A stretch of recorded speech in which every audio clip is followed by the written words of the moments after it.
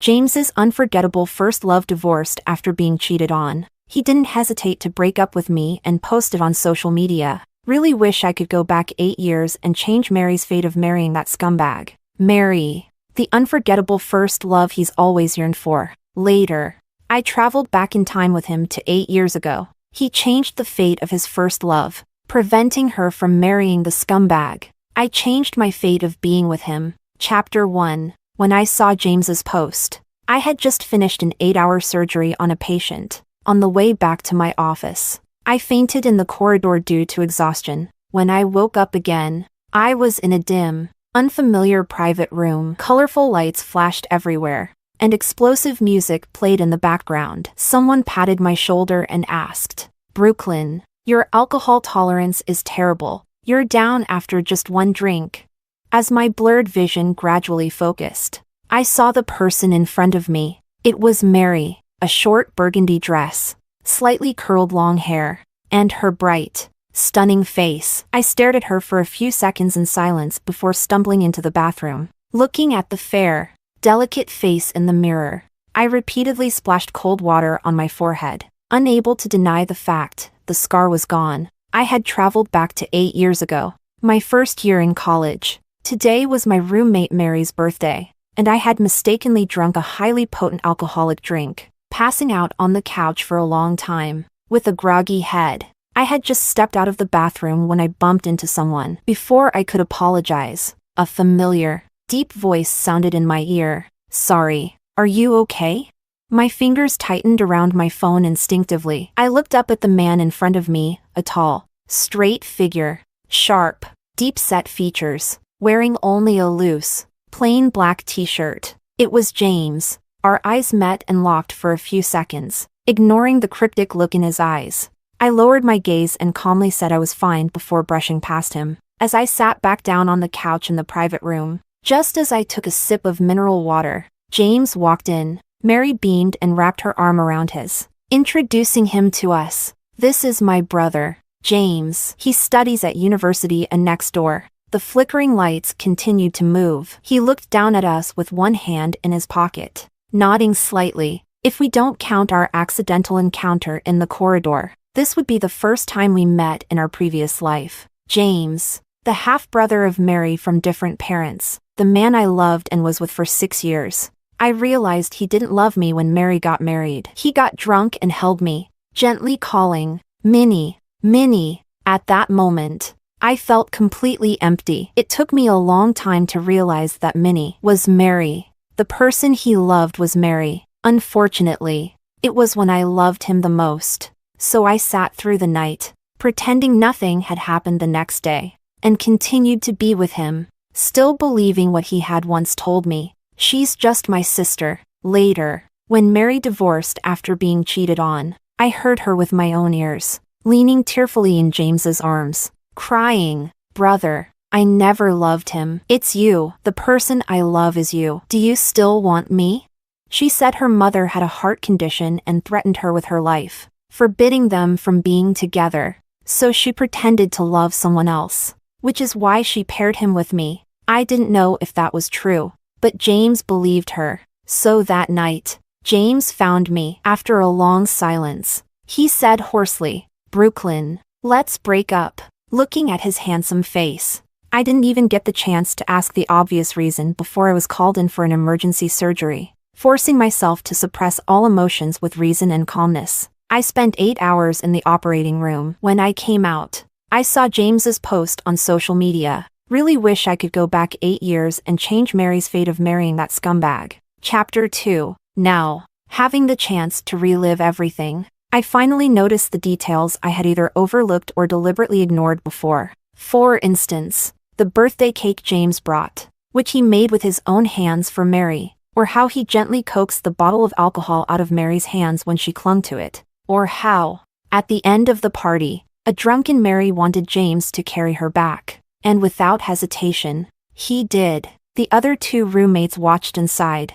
Her brother is way too good to her. At that time, I naively believed he was just her brother. So later, when Mary found someone she liked and kept pushing me towards James, I indeed developed feelings for him, someone so handsome, gentle, and attentive. It wasn't until the truth was revealed that I belatedly realized his gentleness and attentiveness were never directed at me. Whether it was birthdays or anniversaries, he was always uninterested. As long as Mary was around, his attention would always be on her. From beginning to end, the person James loved was always Mary. Just like now, when I was pulled into James's car, sitting in the back seat with my roommate, half asleep, at a red light, James turned and gazed lovingly at Mary, who was also passed out in the front seat from drinking. The evening breeze lifted a strand of hair by my ear. I silently maintained my composure in the dim light, my half-open, blurred vision catching James raising his right hand towards Mary, whispering softly,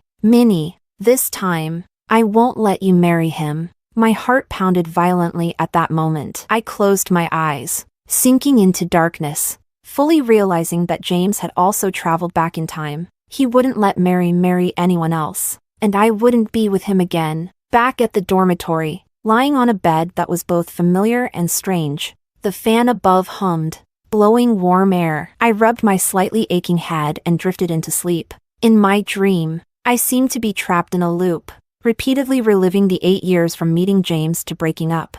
Over and over again hearing him say, "Brooklyn, let's break up." The sound of my phone vibrating pulled me from the nightmare. I opened my eyes and stared blankly for a few seconds before grabbing my phone and glancing at the schedule. Suddenly, I remembered that at this time, I had a part-time job as a tutor, helping a high school student with English. Seeing the time, I quickly got out of bed, washed up, grabbed a bag of bread, and took a bus to the student's home. Fortunately, I was teaching English, since my job later required me to read the latest medical academic papers. I hadn't neglected my English. After reviewing the teaching materials, I had a general impression. I was tutoring a high school girl. After finishing the lesson I had prepared, I started helping her check the essay assigned by her school's English teacher, which was on a very common topic: me in 10 years. She rested her chin on her hand and asked, "Brooke, do you think I can become a comic artist in 10 years?"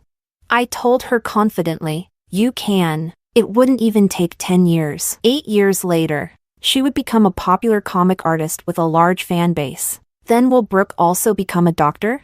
"Yes," she hummed thoughtfully and then suddenly pointed excitedly out the window at a tall, slender figure walking under the trees with a black umbrella, declaring, "Then Mr. Wu must also become a physics researcher." Through the curtain of rain, I looked up and met his gaze. My heart suddenly contracted, and memories quietly surfaced. He wouldn't have 10 years. 2 years later, he would die in a car accident. Chapter 3. His name was Lucas Wu, a prized disciple of the strict physics professor at university and next door, and a frequent topic of conversation among many girls. He was repeatedly featured on various college confession boards, with everyone talking about how he was the perfect blend of looks and ability. The only flaw they could find was his humble background. In my memory, I didn't have much interaction with him. We had only crossed paths a few times in the library of our school, but the most vivid memory was during my 3rd year when I visited James in the hospital. On my way back to school,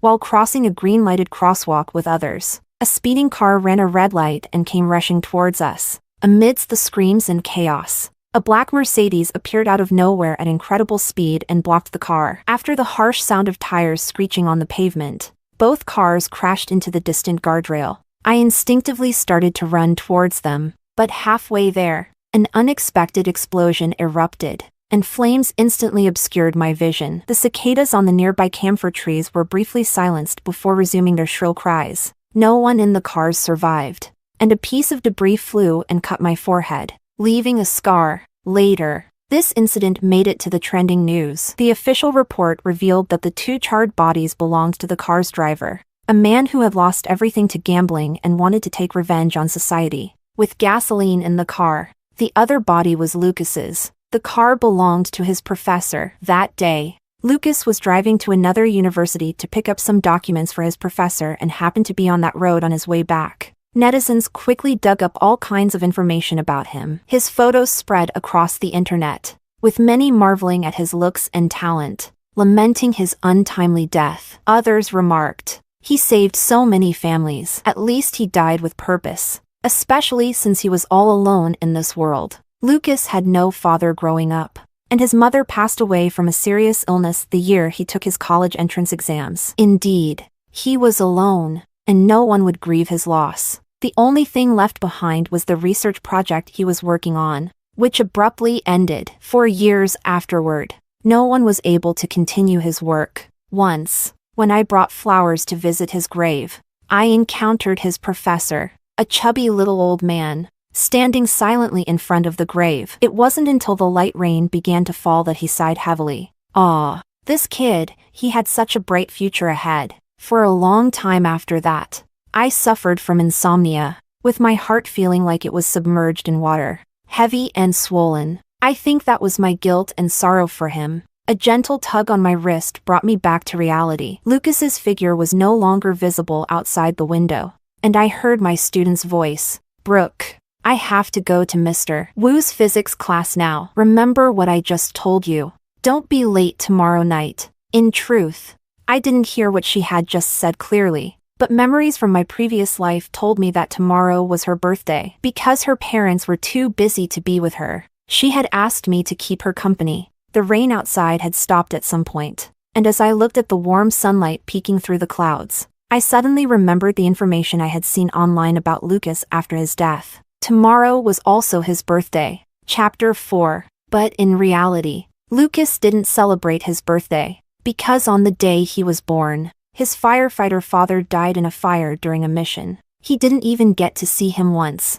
I think he probably wouldn't want to be wished a happy birthday, but it was the day he came into this world. It shouldn't be spent alone. So the next day, I arrived at the student's home with a cake and a gift before the scheduled time. At that time, Lucas was teaching. Outside the window, the sun was setting, and he was wearing a plain white shirt, holding a test paper while standing by the wooden desk, looking down at the questions, calm and graceful. Seeing this scene, rumors I had heard later involuntarily surfaced in my mind. It was a chat screenshot with no traceable source and questionable authenticity, containing only a few short lines of conversation. Someone asked him, "Lucas, do you have someone you like?" "Yes. Why don't you tell her?" The reply came about 3 minutes later. Never mind. Most people didn't believe that someone with his looks would secretly harbor a crush, but by then he was already gone, and no one would ever know the truth. Even if it was true, his crush would never see the light of day.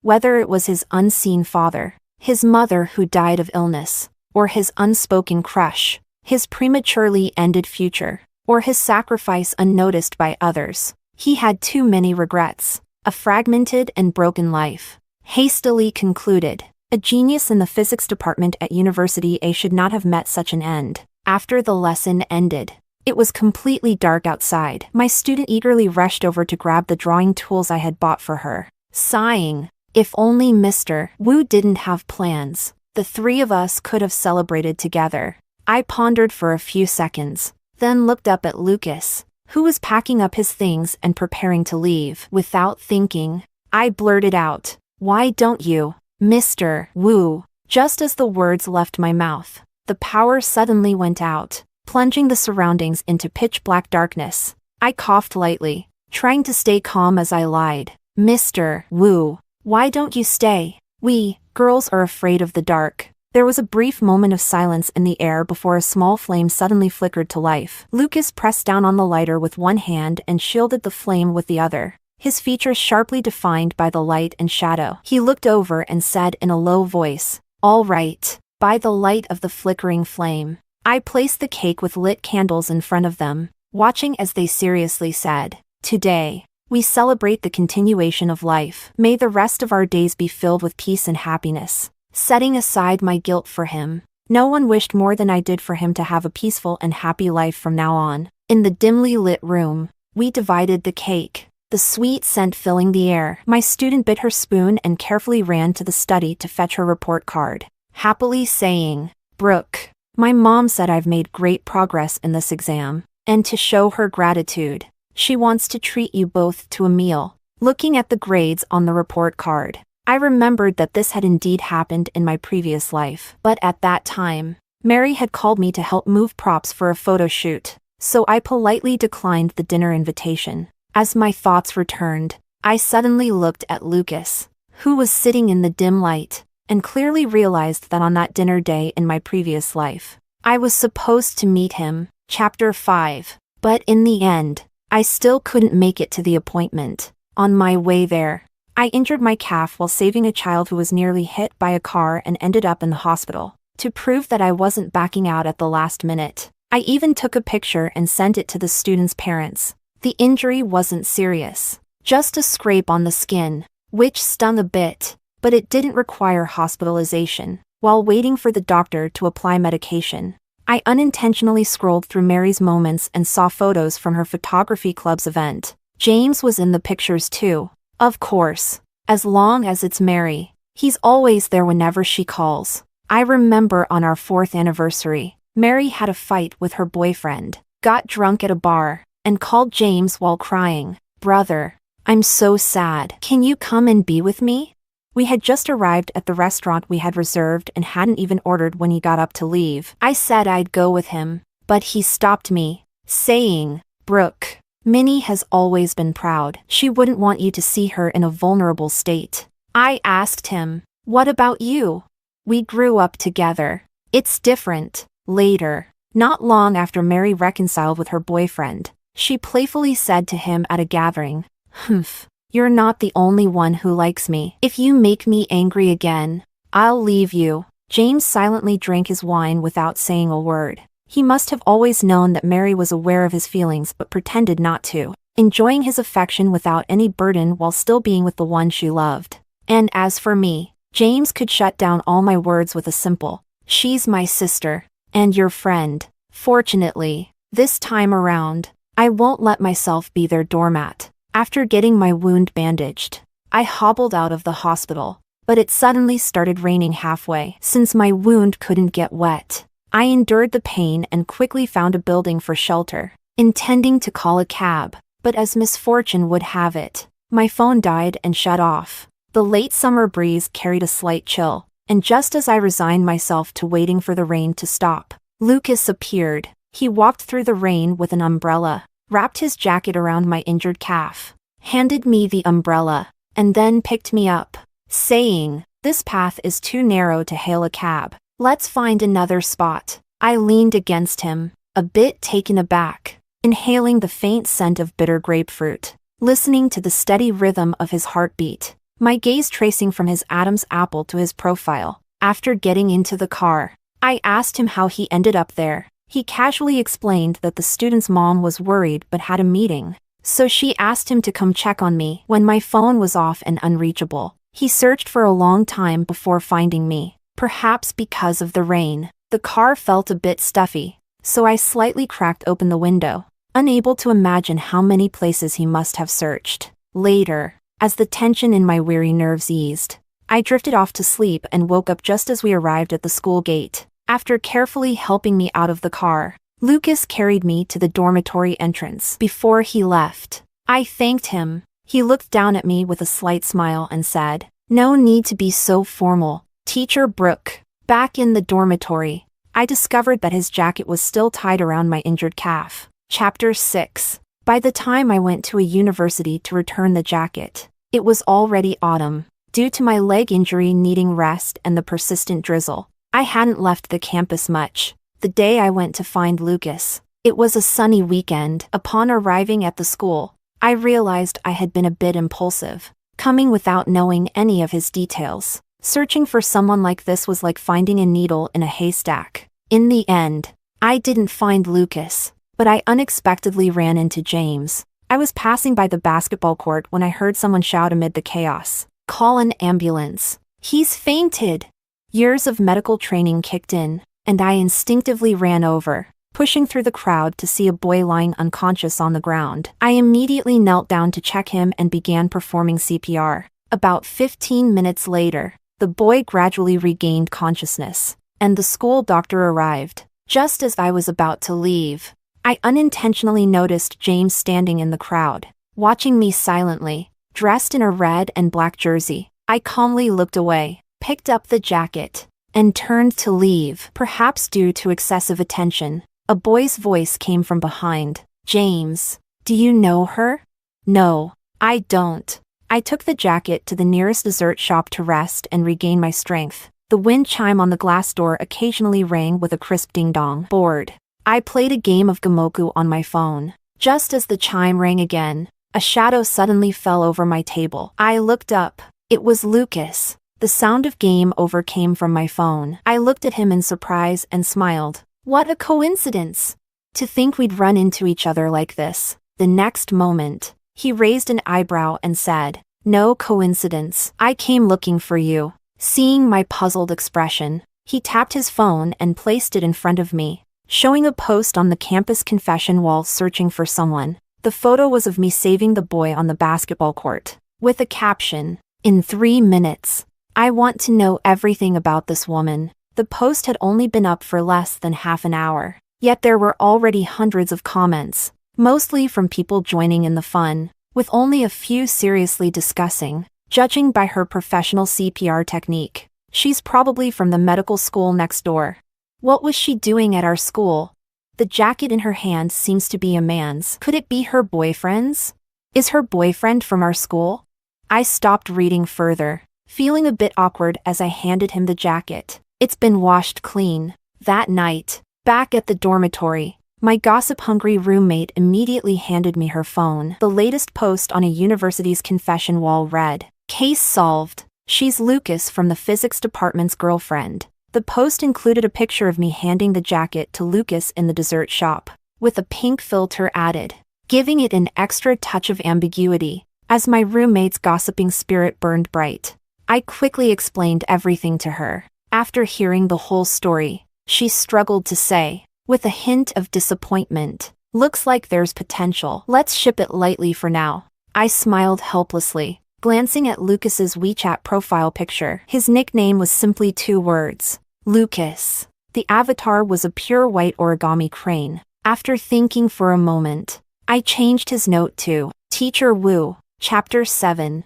His moments are very clean," with only one text post. "The wind is rising." The time it was posted was the day we met. I don't know why, but I suddenly thought of another timeline. On the 6th anniversary of his death, after the rain, the sky cleared, and the sunset filled the sky. I brought a bouquet of flowers to visit him. At that time, my shadow was reflected on the tombstone, and I quietly looked at his refined and gentle face in the gray-white photo. Suddenly, the wind picked up. The strands of hair hanging over my shoulders were lifted by the wind, and the rustling of leaves sounded like a signal that a new chapter in the trajectory of fate was beginning. Later, time reversed, and I returned to the past. We met. I was glad that I returned before I met James. Instead of wasting time seeking revenge on him, I wanted to become a stranger to him, with no connection, just like what he said on the basketball court that day. I don't know her. My freshman year ended abruptly in chaos and haste. If I remember correctly,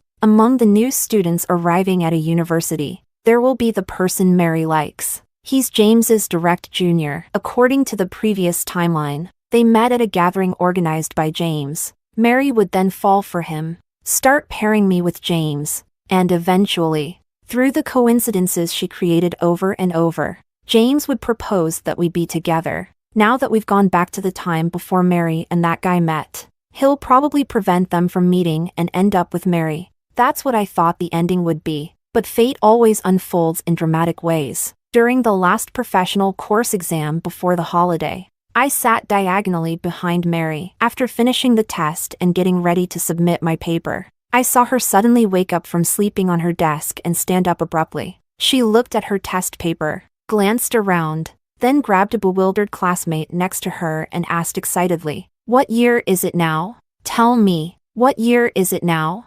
I quietly watched her back, handed in my paper, and left. Outside the exam room, James was waiting for her. As I passed by, he suddenly called out to me. When I stopped, puzzled, and looked at him, he asked, "Are you with him?"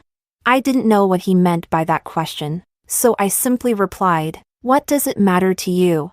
After that, because of the holidays, I didn't see him for a long time. I had thought that the two of them, having come back to the past, would be heading towards each other and finally find happiness. But that didn't happen. Mary didn't choose James again. Even after another chance, she still liked James's Jr. What she said to James after being cheated on and divorced was nothing but a lie. Unexpectedly, this time, she didn't try to pair me with James. Instead, she tried to match James with Julia, the woman who, in the future, would be the cause of her husband's infidelity. I didn't know what had happened during the holiday, but when we met again, Mary and Julia had become friends. The night wind was a bit chilly as I walked back to the dorm with my books in hand, and from a distance, I saw James and Mary talking at the dormitory entrance. Without stopping, I walked past them, hearing their conversation behind me. Mary, I'm telling you again, she's not a good person. You're so innocent. If you don't stay away from her, you'll be deceived sooner or later.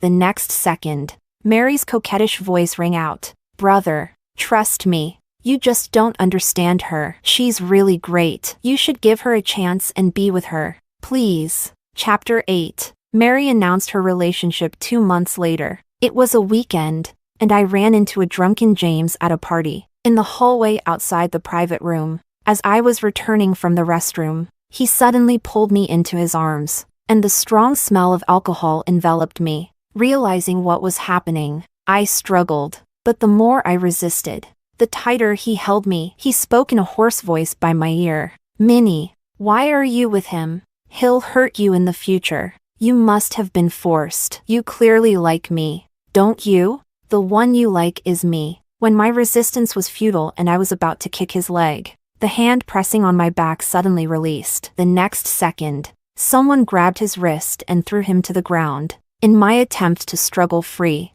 I almost fell when I was suddenly let go, but a strong arm caught me around the waist just in time. It was Lucas. He happened to be there for a celebration organized by his group and had come out for some air when he stumbled upon the scene. Perhaps due to the pain, James sobered up a bit as he stood up against the wall, frowning at me. Brooklyn? Saying anything more was pointless, so I grabbed Lucas and started to leave. But James mocked me from behind. Are you proud of yourself? Brooklyn, I know you like me. Seeing me not ending up with Minnie makes you proud, doesn't it? Ha, so what if you're with him? He's just a short-lived ghost, destined to die. I knew he was probably mixing up memories from 2 different lives and was emotionally unstable. Starting to lash out. I didn't care what he said about me, but he shouldn't have said that about Lucas. I stopped, turned around, and walked up to James, who was still looking at us with contempt. I told him word by word, shut up, James. He won't die. Because I'm here. I'm here to change his fate. Although I can't go back to the time before his father died to save him, nor can I go back to the time before his mother died to save her. But I've traveled back to the present, and I can save him. My thoughts drifted as I walked out of the hotel, and just as a car honked while passing by, I realized I was still holding Lucas's hand. His slightly warm palm felt a bit damp. I paused for a second, immediately let go, and hid my hand behind my back, quietly clenching it.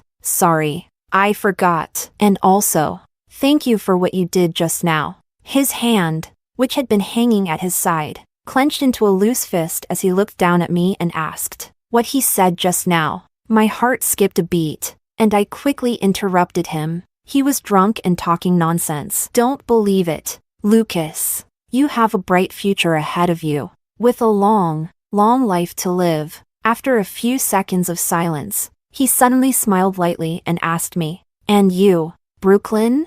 You'll become an excellent doctor in the future, won't you?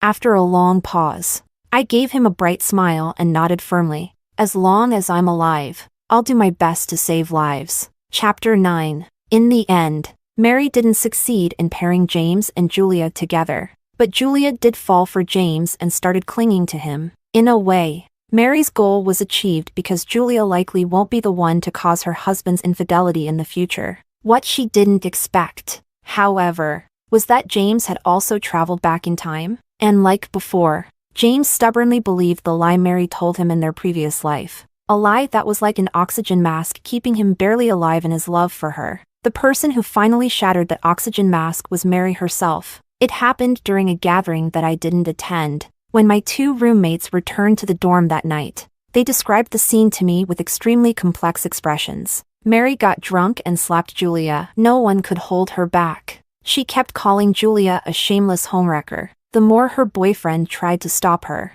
the crazier she got. But the strange thing is, her brother was unusually calm. He just stood there quietly, watching her go on a drunken rampage. I was slightly surprised for a moment, opened my mouth, but in the end, said nothing. James wasn't calm. He had given up. He had realized that Mary had also traveled back in time. And not only did she not choose to be with him, but she also used him as a pawn to keep Julia away. To James, he was nothing more than a joke. After that, I didn't see him around Mary for a long time. But Mary didn't seem to care. I did run into him a few times when I went to a university to visit Lucas. The most memorable time was when Lucas and I were having dinner at a newly opened restaurant outside the school. As we passed by an outdoor barbecue stall, a fight suddenly broke out. James was in the middle of it. The scene instantly became chaotic, filled with shouts, screams, and the sound of breaking glass. A shard from a smashed beer bottle flew straight toward me, but Lucas quickly pulled me into his arms. The shard grazed his cheek, leaving a thin cut. I cried out in fear. Lucas. He quickly led me into a nearby dumpling shop and reassured me. It's okay. Don't be scared. Later, before the police arrived, the commotion suddenly died down, and I used some bottled water to clean Lucas's wound. Then I took out a green cartoon band-aid from my pocket. As I leaned in to carefully apply it to his cut, James walked in. He was accompanied by a few others from the brawl, probably his friends, all of whom were injured to some extent. There was still a trace of blood at the corner of James's mouth, partially wiped away. As they continued cursing the other side of the fight with anger, I quietly finished putting the band-aid on Lucas. Then I heard James suddenly kick a table, his voice full of hostility. Shut up! The next day, James stopped me at school. It was snowing lightly, and his face still bore bruises. He looked at me with a complex expression and said, Brooklyn, you and he won't end well. Here's some advice, don't fall for him. My expression gradually turned cold, and I turned away, tossing back a reply, I'm not a psychiatrist. Don't come to me. From behind me came his slightly mocking, careless voice, Brooklyn, the person you should have fallen for is me. Chapter 10. In this life, I've had a peaceful journey, with the only calamity being my encounter with James and Mary, wasting 6 years of my life. And Lucas is the person to whom I owe a life. When I first traveled back, I thought I was here to change the fate of being with James, but I later realized that wasn't the case. One afternoon, near the end of my sophomore year, I was abruptly awakened from a nap by a nightmare. In the dream, I returned to that intersection. As I was crossing the street with other pedestrians, a speeding car rushed toward us. Amidst the panicked crowd, I watched helplessly as that black Mercedes blocked the car and then exploded. The old ceiling fan above me blew my hair into disarray as I stared blankly at the ceiling. I always knew this was an unsolvable problem. Aside from the fact that the driver wanted to run people over to take revenge on society, I didn't know anything else about him. I could save Lucas, or I could avoid that intersection. But what about the elderly, the children, the pregnant women, and the students who would be there?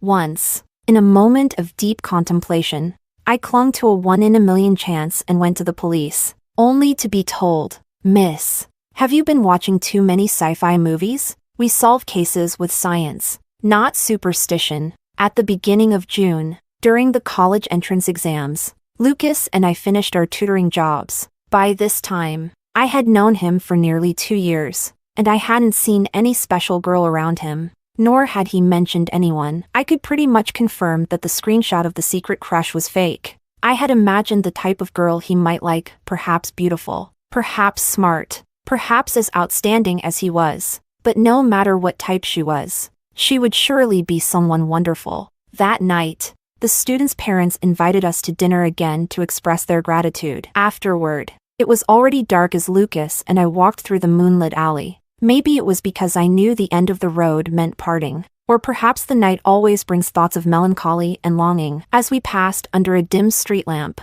I casually asked, Lucas, do you have someone you like? After a long silence, He responded with another question. Why do you ask? If you ever have someone you like, you must tell her. Don't secretly crush on her without letting her know. If you speak up, there's always a chance. As I finished speaking, we paused at the intersection, and he suddenly said to me, very seriously, Brooklyn, thank you. I thought he was thanking me for the advice and didn't think much of it. I went on living my life as usual, until the day before Lucas's sacrifice in my previous life. His professor asked him to drive and pick up some documents the next day. When I found out, I asked if he could go in the afternoon instead. A friend had given me 2 movie tickets for the morning. He said he could. The movie was one I chose at random, and coincidentally, it was about time travel. The synopsis read, the female lead goes back in time to make up for the male lead's regrets. As they fall in love, they realize it was all just a dream of the female lead. However, I didn't actually see the ending. Halfway through, I told Lucas, who was watching the movie intently, that I needed to use the restroom. It was as ordinary as any other day. I left the cinema, got into the rental car, and drove to that intersection. On the way, I suddenly realized that our meeting was destined to end in separation. Lucas, this time it's your turn to see the world of the future. Later, I stood at the intersection, watching the familiar crowd cross the street, waiting for that car to appear when suddenly an explosion rang out nearby. My heart skipped a beat. After a moment of blankness, I quickly got out of the car, dialing Lucas's number as I ran toward the explosion. The call went unanswered. Standing before the burning wreckage, my vision slowly blurred with tears. Dizziness almost overwhelmed me, and my last memory is, I still couldn't save him. Chapter 11. I woke up in a hospital room, the familiar scent of disinfectant in the air, the phone by my pillow, the white coat, the familiar nurse. All of it told me, it's 8 years later. The nurse said I had been unconscious for 20 minutes. I looked at the curtains fluttering in the breeze, momentarily unable to distinguish whether I had dreamed of the past or if this was the dream. It wasn't until I splashed cold water on my face in the bathroom and saw that the scar on my forehead was gone that I was certain I had really traveled through time. With trembling fingers, I opened my phone's browser and quickly searched for keywords about that car accident. I found only a brief, obscure mention in an old article. The trending search was gone. Any mention of Lucas was gone. The tombstone was gone. Everything was gone. Later, I asked many people if they remembered the car accident that had trended 6 years ago. If they remembered the college student who sacrificed himself to save so many families. The answers were always one of two. Brooklyn, are you sure you're not mistaken? I think there was a car accident, but I don't remember it trending. I don't know. 6 years ago is too long. Either I didn't pay attention or I forgot. Lucas had no family, and his former classmates had scattered across the world. I could only go to his university to look for his professor, whom I remembered, but I was told the professor had already gone abroad. I could no longer find any person or thing connected to Lucas. The only proof I had that I had really known him was in my phone, our last WeChat message. The final message in our conversation showed it was sent the day before the car accident. The one where he agreed to watch a movie with me. After that, 6 years of silence. I typed and deleted messages in that chat window. But in the end, I couldn't bring myself to send anything. I was afraid it would become a message that would never get a reply. As long as I didn't try to find out, I could believe he was still alive. I developed a habit of walking around a university whenever I had free time. More often than not, I would unconsciously find myself by the lake where we used to go. Lucas's lab was on the first floor nearby. Through the clear glass window, I seemed to see a thin figure in a white coat standing by the lab bench, focused on recording data on paper. In the next second, he disappeared. James came to find me the day after I returned. He said he didn't want to break up, that it had all been a moment of impulse, and begged me to believe in him one more time. Faced with his humble plea, I paused my pen as I was writing down a patient's condition, looked up calmly, and asked him, James, were we ever together? The color drained from his face instantly. The truth was, he had no evidence to prove we had ever been together. After traveling back, not only did Lucas's sacrifice disappear from the trending searches, but so did my 6-year relationship with James. Fate had brought the four of us back 8 years. He wanted to change Mary's fate of marrying a scumbag and be with her, so he personally altered our relationship. Although he eventually realized he was just being used, it was true that he and I no longer had any connection. After that, James became obsessed with trying to find any evidence to prove we had been together for 6 years. But it was all in vain. No friends on WeChat. No photos of us together, only pictures of him alone. Friends from our respective circles no longer knew each other, and the surveillance footage from the places we had visited no longer showed me. As time passed, many of my colleagues went from gossiping about him to sighing in sympathy. What a handsome guy, but he's lost his mind. I smiled and said softly to James, who had appeared once again, take a left outside to the psychiatry department. Go get checked out when you have time. Since I refused to acknowledge that James and I were ever together, the only person who knew we had been was Mary. After traveling back, she got cheated on again, even though she had prevented Julia and her husband from getting together. A cheater will always find a way to cheat. During the time James was pestering me, not only was Julia clinging to him, but Mary was also desperately throwing herself at him, frantically telling James how much she loved him and how helpless she was. At first, James responded coldly, then with increasing impatience, until one day, after being refused a meeting with James, Mary came to my place and caused a scene. I quietly watched her, then called security to take her away and said the same thing to her. Take a left outside to the psychiatry department. You should get checked out too. My colleague sighed again. That family really is something. None of them seemed to be all there. Things calmed down for a while. The next time I saw them was a month later when I went to the lab to pick up some materials and saw James angrily throwing some papers at 3 people on the other side. I didn't pay much attention and turned to leave. Later, I overheard some colleagues talking and learned that Mary's mother had found out about her relentless pursuit of James and had tried to stop her, saying something that James overheard. A blood test revealed that they were half-siblings, sharing the same father, with only 3 months between them. In other words, James's father had cheated while his mother was pregnant, and the lie Mary had used to deceive James, her mother had threatened to kill herself to keep them apart. After all this time, it turned out to be true. In mid-May, I was invited to give a lecture on first aid to students at a university. The hall was packed, and after the lecture, as I was gathering my things to leave, I suddenly noticed a familiar figure in the crowd dispersing below the stage. But before I could get a clear look, he was gone. The sky had already darkened, and as I walked to the auditorium doors, it began to drizzle. I hesitated for a moment.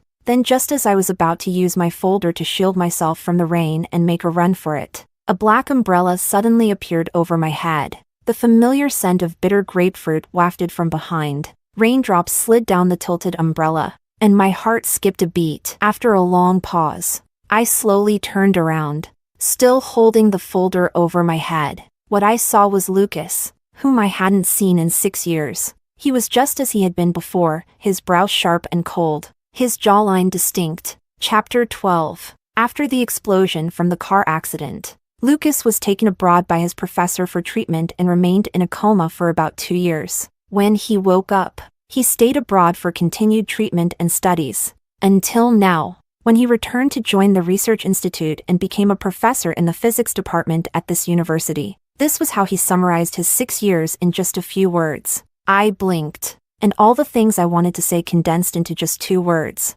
That's great. He's alive. That's great. The former teacher Wu is now Professor Wu. What hasn't changed is that he's still popular with the girls. It's said that his classes are so packed that students have to stand to listen. Out of curiosity, I once thought of attending one of his classes during my free time. But that day, he had swapped with another teacher at the last minute. And I didn't know. By the time I realized it, it was too late. I wanted to sneak out, but since I had chosen a spot in the inner corner by the window, it was hard to leave. Standing up would definitely draw attention from a large group of students around me. I struggled through half the class, and just as I sent a message to Lucas, I was called to answer a question, looking at the geological question on the board that I didn't understand at all. I took a deep breath, ready to apologize and say I was in the wrong class, when a low voice suddenly came from behind me. Archean. I instinctively repeated it,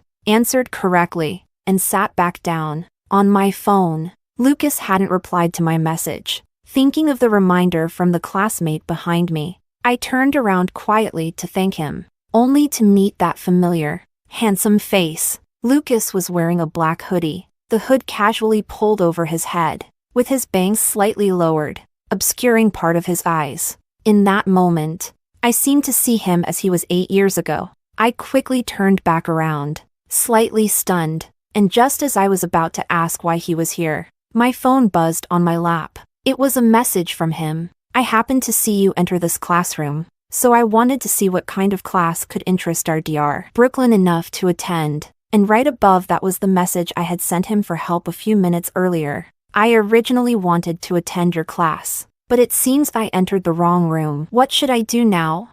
My phone buzzed again, and his message appeared. Oh, turns out this is my class. Me? In the 6 years that passed, Lucas's personality seems to have changed a bit. He's still distant and cool, but he was more restrained back then. From that point on, my relationship with Lucas returned to what it had been 6 years ago. But there was something different about it this time. At first, I couldn't figure out what it was, until one day, when I went to the school to see him, I overheard a conversation by chance. It seemed to be a colleague of his, troubled by love, sighing and asking him, "Hey, Professor Wu, how can I make her know that I like her?" Sigh. You definitely don't have this problem, so you wouldn't understand my pain. Lucas didn't respond, and the colleague continued, "By the way, you've turned down so many people. Is it because you already like someone?" I held my breath and heard a simple Without saying a word, I quietly turned and left. 6 years is a long time, and a lot can happen in that time. Chapter 13. I admit it, I like Lucas. As for when that sense of wanting to make amends turned into affection, I can't trace it back to the source. But at that time, I knew it was something that wouldn't lead anywhere. So I chose to suppress it until 6 years later, when the spring breeze came, and it spread instantly. After that, I used the excuse of being busy with work and needing to stay late, seeing him less and keeping our relationship at a distance, not too close, but not too far, until he showed up in my consultation room for 3 days in a row. I told him, somewhat helplessly, "Lucas, you don't need to come every day." He stubbornly and earnestly replied, "I made an appointment and waited in line. What I mean is, you don't need to come every day for a checkup. It's not that serious." He was silent for a moment, and when he spoke again, his voice was low, as if he was holding back something. "Actually, I'm not here for a checkup." Before he could finish his sentence, a man with a knife suddenly burst into the room. I recognized him. He was the husband who had domestically abused his wife, causing her to take her own life after we couldn't save her at the hospital. Since then, he had always blamed the doctors for her death. Just like now, he was agitated, holding the knife and glaring at me as he said viciously, "You're the one who killed my wife." Later, in the midst of the chaos, the man was subdued, and Lucas got injured while protecting me. The wound was on his shoulder, requiring 10 stitches. I stood by his hospital bed, looking at his pale face, and suddenly felt a lump in my throat, making my voice sound off. I'm sorry, whether it was in the past or now. I always seemed to cause him to get hurt because of me. After he was hospitalized for half a month, I drove him home and gently suggested, "I could hire a male nurse for you. It wouldn't be good for people to misunderstand." He was typing on his phone with one hand, and when he heard this, his fingers paused, and he turned to ask, "Misunderstand what?" The car fell silent for a moment. A breeze blew in from the window, and his bangs fluttered with it, stirring a slight ripple in the calm lake of my heart. I tightened my grip on the steering wheel, kept my eyes on the road, and said nothing more. In the end, since he refused to let a stranger into his home to take care of him, I took on the responsibility I should have. But in truth, he didn't need much care. I would simply prepare lunch in advance each morning before work, have breakfast with him, and then go to work. In the evenings, I would return to have dinner with him. As time passed, I began to feel a strange sense growing inside me. One night, I had to attend a colleague's birthday party that I couldn't avoid, so I called him in advance to let him know I'd be back late. Later, my car broke down, and a male colleague who was heading in the same direction gave me a ride home. As soon as I opened the door, a strong, sour smell hit me. I saw Lucas sitting at the dining table, poking at the food in his bowl, so I asked, "What are you eating?" He looked calm and spoke in a normal tone. "Can't you tell? I'm eating vinegar." Me? I walked over to the table and saw that he had ordered dumplings from a takeout place, and the small dish in front of him was filled to the brim with vinegar. I cooked some noodles for him, opened the windows to let in some fresh air, and reminded him, "Don't eat like this next time. The smell of vinegar is too strong." He silently ate his noodles, not saying a word. The next day, one of his colleagues came to visit him. It was the teacher who had previously asked him if he had someone he liked. The fact I had tried to ignore resurfaced. Lucas has someone he likes. I didn't know what that teacher said to him, but it seemed to affect his mood, and then I was annoyed with myself for being too concerned about him. So, that evening during dinner, I said to him, "Your wound is almost healed." He looked at me, nodded, and replied, "Yeah." After dinner, I quietly went to the bathroom to prepare warm water for him, habitually reminding him not to get his wound wet. But as I was leaving, I slipped and almost fell. In that critical moment, he pulled me into his arms. The sound of our hearts beating wildly made it hard for me to tell whose was whose. After a few seconds, I tried to get up, but he held me tightly by the waist, not letting me move. The bathroom was filled with steam, and where our bodies touched, it felt like a fire was slowly igniting. He looked down at me, his expression different from usual. His eyes seemed to be churning with something, and his voice was low and hoarse. "Brooklyn, I have to confess something." "What?"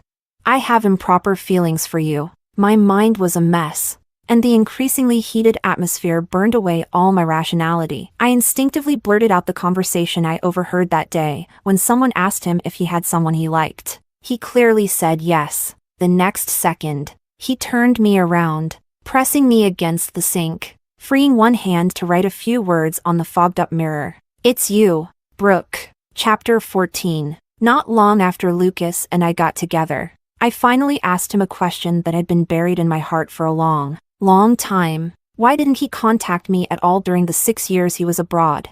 At the time, he was sitting on the couch reading a physics journal. When he heard my question, he pulled me into his arms, the faint scent of bitter grapefruit wafting from him. I heard his low, raspy voice. I was afraid. Before I could respond, he continued, holding me close, afraid that I'd become a cripple and wouldn't be good enough for you. Afraid that if I contacted you, I'd want more. And most of all, afraid that you might already have someone you liked. A pang of sadness welled up inside me, and my eyes stung with tears. I wrapped my arms around him and, full of emotion, whispered, "Lucas, you're amazing. To have come through such a difficult journey and still be here in front of me." For a moment, there was silence. Then his hand moved down along my waist, and he chuckled softly, his voice teasing, "I'm even more amazing in other ways. Want to find out? Dr. Brooklyn?" Me? The tender moment was instantly ruined. After that, Lucas made it his mission to continually prove himself to me, often pausing halfway to ask if I thought he was amazing. I never answered, and he never gave up. The first time Lucas took me to meet his parents was 6 months into our relationship. I was surprised when I saw the woman on the tombstone. She was a beautiful and gentle woman, but in the end, she had been ravaged by illness beyond recognition. I was there when she died. My mother was her attending physician in my senior year of high school. Every time I went to the hospital to see my mom, I'd often see this auntie. If I didn't find my mom in her office, I'd wait in her room. Over time, we became familiar with each other.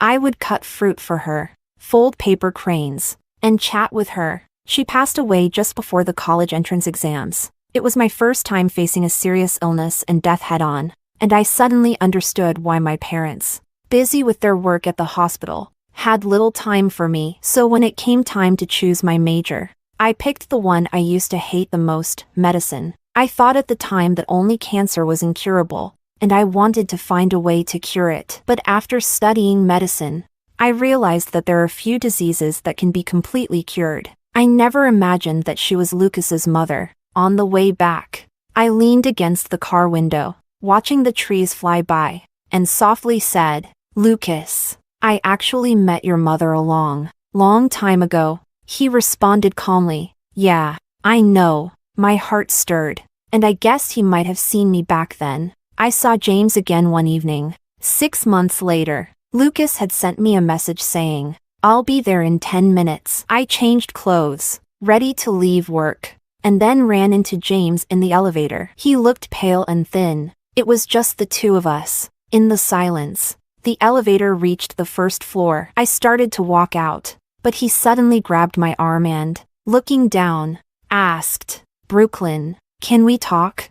I frowned and pulled away from his grip, coldly saying, "James, let's not waste each other's time." He seemed to have expected my response and smiled self-deprecatingly, saying, "You probably won't believe it, but in another timeline, we were together for 6 years." Not wanting to engage, I turned to leave, and behind me, I heard him say in a low voice, "But I wasn't good to you, and I lost you." I hesitated for a moment but continued walking. By the flower bed outside the hospital, Lucas was waiting for me. In the setting sun's glow, I suddenly remembered the second time the students' parents invited us to dinner. I had arrived first and thanked them for their concern when I was injured and hospitalized. In response, they had said, puzzled, "I didn't ask Lucas to check on you. I just casually mentioned that you couldn't come." And later he said he had something to do at school and left. So, that's how it was.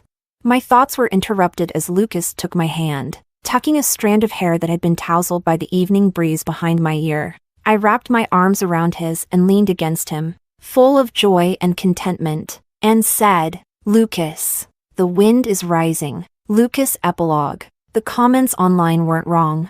I'm alone in this world. It's better for me to die alone than to destroy so many families. In reality, I'm not that noble. The instinct to survive is natural in humans. But if there's someone I care about in the midst of it all, I'd willingly trade my life for hers. After the explosion, when I regained consciousness, I found myself trapped in a cemetery. At first, on every anniversary of my death, the people I saved and some online strangers would come to visit me. What I heard most were words of gratitude and praise, saying my death had been valuable. As time went on, the visits dwindled until only Brooklyn kept coming. She didn't speak much. Most of the time, she would just place flowers in front of my tombstone, clean up the area around it, and then sit quietly for a while. The first time I heard her speak was on the 4th anniversary of my death. By then, no one else came to see me. In the misty rain, she stood in front of my tombstone, looking down at my photo, as if making a promise. "Lucas, don't worry. I won't forget you." That was the first time she called me by my name. I never would have imagined that our meeting would happen through death. But if I had the chance to do it all over again, I would still make the same choice. So when, unexpectedly, I was brought back 8 years earlier in the 6th year after my death, I still chose the same ending. I knew she had also traveled back in time, and I knew her approach was filled with a desire to make amends and feelings of guilt. But that was enough. It was certainly better than in the previous life, where we never even met, wasn't it? The years I spent alone were incredibly long and frightening, but those 2 years when I knew her were the first time I felt the fleeting nature of time. If I was destined not to be her lover, then being someone she would never forget in her lifetime was also good enough. I actually don't remember what the criminal looked like, nor do I know his license plate number, but I remember that before reaching the intersection, he threw a few beer cans out the window, drinking while driving. This was the only clue I had to intercept him before Brooklyn arrived. So when I saw him throw a beer can out of the car window again, I caught up and honked my horn at him. Surprisingly, he seemed to be triggered, immediately swerving toward a nearby small plaza, as I accelerated to block his path. I couldn't help but think of that movie I never finished watching. I guess I'll never know how it ends. That year, in late spring, I took a leave from school to visit my mother in the hospital. The room was quiet, and my mother was still asleep. As I approached the other side to sit down and read, I noticed a plate of neatly cut fruit on the table beside the bed, along with a white paper crane. I paused, a little surprised. And then my mother woke up. She smiled gently and said to me, "That crane was made for me by Brooke.